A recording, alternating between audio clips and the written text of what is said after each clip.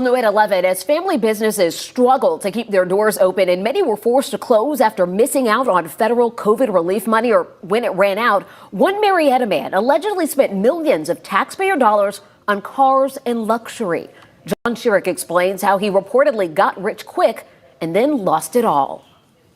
This is just one of the luxury purchases that Atlanta federal prosecutors say a fraudster in Cobb County bought with stolen taxpayer money last year. Money meant for struggling business owners who were trying to stay open through the pandemic. But prosecutors say a con artist fooled Uncle Sam out of millions of dollars in Paycheck Protection Program money and spent $1.6 million of it to buy himself this 9,000 square foot property in East Cobb County this past June. The suspect, seen here on his LinkedIn account, claiming to be a pilot, Carl Torjagbo. This week, a federal grand jury in Atlanta indicted Carl Torjagbo, accusing him of fraudulently obtaining a total of $9.5 million in PPP money from the government last year. Prosecutors say as soon as Torjagbo got the money, he went to work spending it on himself, for homes, and for a $118,000 2022 BMW like this one, and for an $87,000 2021 Range Rover like this one. During the past 2 years, we have followed the owners of small businesses across Metro Atlanta who were at risk of going under during the pandemic, unable to get the PPP money that could help them. And unfortunately, all the funds were already depleted. I just have to rely on some of my personal savings account to keep our staff on and to keep the doors open. I was not able to pay my staff. The PPP we got was not enough. According to an NBC News analysis, out of $800 billion in PPP money, fraudsters made off with $80 billion of it. The government trying to recover the money. Carl Torjagbo in jail now, held without bond. He's pleading not guilty. We're working to reach his attorney for comment. A public defender is representing him because Torjagbo says he can't afford to hire an attorney. The daughter of former Broward Mayor Dale Holness back in court today after pleading guilty to federal fraud charges related to the pandemic. Local 10's Andrew Perez live to tell us what happened in court. Andrew. Louis, Mayor Holness broke down in federal court. She was crying. She was apologizing to people who could have, frankly, really used this money. In the end, though, she will still face prison time. She walks away from the federal courthouse. Her time outside now limited, her daughter in her arms. It's a mistake that I made, and I'm putting it in my fast to continue moving forward. Demara Holness talks outside after a judge just sentenced her to 1 year and 8 months in prison. She'll have to surrender within 90 days to serve that time after pleading guilty to scheming and lying in order to get her hands on COVID-19 relief money. I apologize to the community. I apologize to my family. I apologize to my friends. And most importantly, I apologize to my dad, whose career really took a toll for my own wrongdoings. She's made a mistake. We're humans. We made a mistake. She's the daughter of former Broward Mayor and congressional candidate Dale Holness, who was there. She accepts responsibility. Certainly she'll pay a price, and we just got to be here to help her rebuild her life. Prosecutors insist this was an elaborate scheme. She applied for $300,000 worth of aid from the Paycheck Protection Program meant to help small businesses stay afloat. Said her company employed 18 people when in fact she had no employees. Lied on several documents, roped in other people as well. Prosecutors said she did it out of greed. She said while she has no excuse, her finances, her life at the time wasn't all that it seemed. Hey, this is a mistake that I made. Not out of greed, but out of desperation as a pregnant woman trying to make a way for herself. And I just want to move forward with my life and continue doing the work that I was doing before. Work at an auto tag agency is behind bars after police say she committed fraud. NBC6 reporter Ari Alter is live from Miami with more on this alleged scheme. And Ari, we're talking about millions of dollars.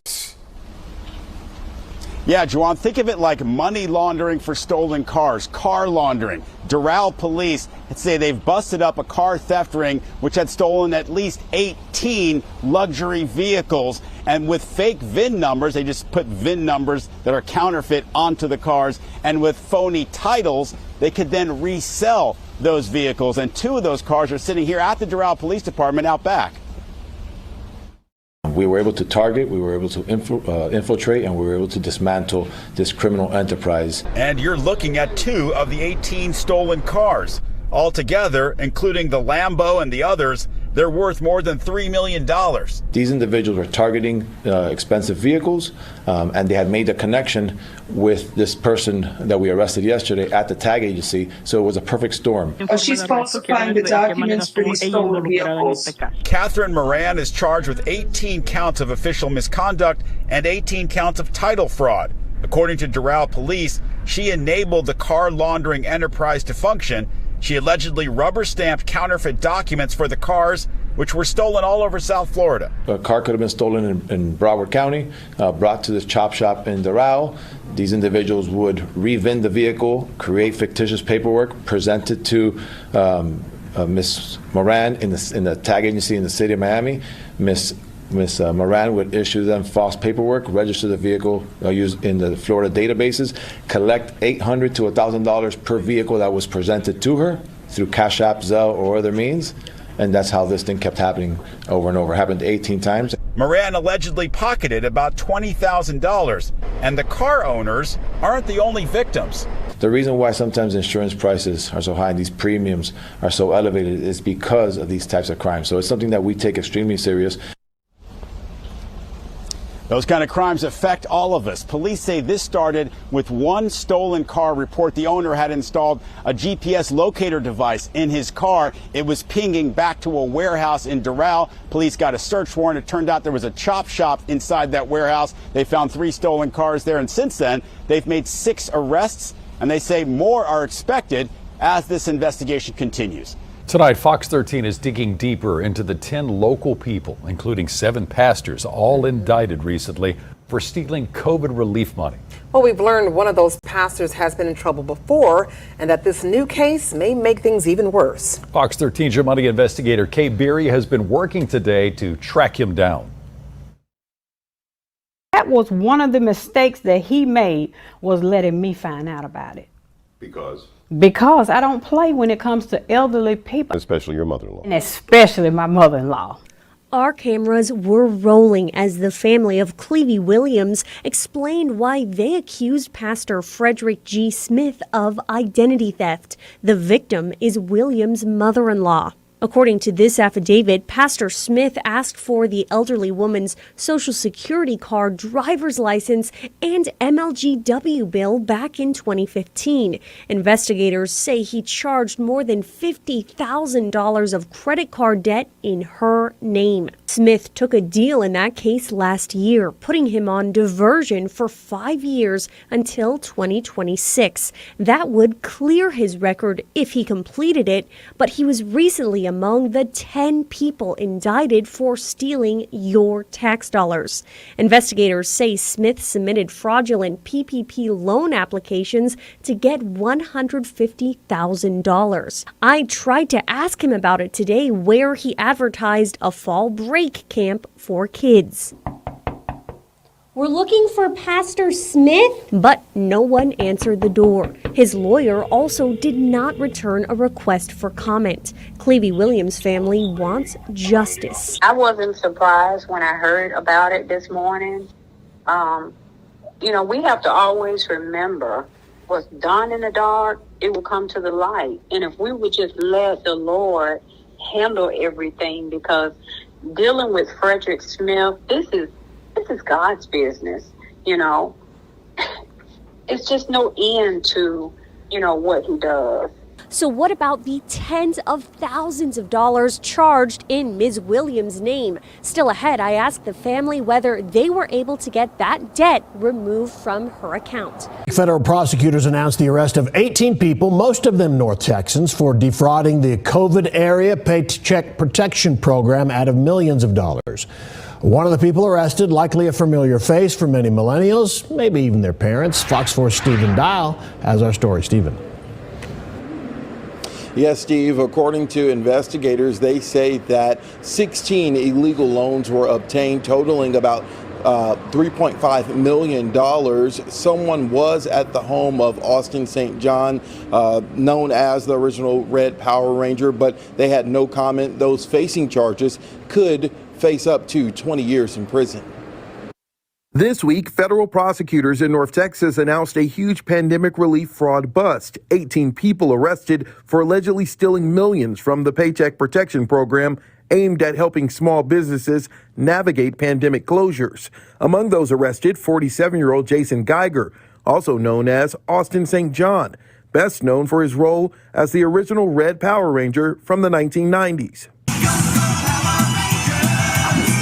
TMZ reports agents swarmed his McKinney home Thursday, armed, and left with Geiger in handcuffs. We went to his home, and a woman in the garage did not want to talk. I'm sorry, I have no comment. 14 of those arrested are from North Texas. The U.S. Attorney's narrative says 2 men, one from Mineral Wells, the other from Louisville, allegedly started the scheme to defraud the Small Business Administration. John Helms is a former federal prosecutor in North Texas. There's going to be documents that will show the bank account being open, the money coming in, the money going out. All of that will be well documented. Federal investigators say one recruited the others into the scheme, and the other assisted with making fake documents. The others named in the indictment allegedly paid the men, then transferred money to their personal accounts. 16 loans were obtained, totaling $3.5 million.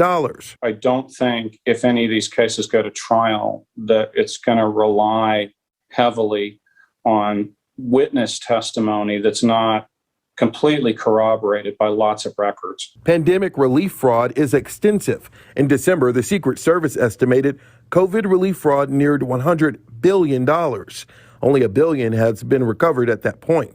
Helms says there will be many more busts just like this one. A woman has been federally charged for her alleged role in the Paycheck Protection Program fraud scheme.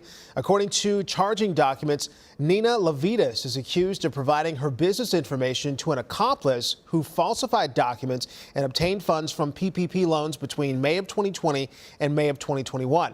However, at the time, Levitas was claiming these loans, her businesses, Nina 911 Incorporated and Visionary Optical, were not actually operating. Allegedly, the co-conspirator opened bank accounts in Levitas' name, and then Levitas transferred $162,000 in funds to the co-conspirator. Levitas is charged with 1 count of conspiracy to defraud the government. Well, this story is the talk of the town in Braddock. Dozens of people getting tens of thousands of dollars each in paycheck protection loans, despite having no real signs of present or prior employment. KDK investigator Andy Sheehan goes on the trail of more than 600,000 federal tax dollars and whether they are being properly spent. Are the claims legit, or are more than 30 people here in Braddock and parts of North Braddock trying to game the system? So we began knocking on doors trying to find out how in the last days of April did these people get approved for tens of thousands of dollars each in PPP, the federal government's payroll protection program. The first thing we found out was many of them didn't live in the address they filed under, which, according to property records, have different owners. He doesn't live here. He doesn't live here? I didn't approve him to use my address. No. He don't stay here. All the recipients filed as sole proprietors, meaning they own and operate a business generally by themselves. Each of them claimed the maximum and forgivable loan of $20,833, saying they would have done at least $100,000 worth of business in the year if not for COVID. Several listed those businesses as barbers and hairstylists, but we checked. None of them operate a shop or are licensed by the state as barbers or cosmetologists as required by law, including a woman who claims to live at this address who got approved for 2 maximum loans of more than $40,000 as a hairstylist. He doesn't live here. Well, she's getting a loan from this address. Well, I don't know nothing about that, sir. Is she a hair cutter? No, she's not. Or the man who lives here who filed for $20,000 in loans, even though we verified he's not licensed and has no shop. Neighbors say they don't know of him ever cutting anyone's hair, but he, like several others, did not come to the door. This house is vacant and abandoned, but a woman who claims to live here is getting $20,000 as a self-employed food service contractor. A lot of them aren't licensed, and some of the places are abandoned. And some of the people basically are non-existent.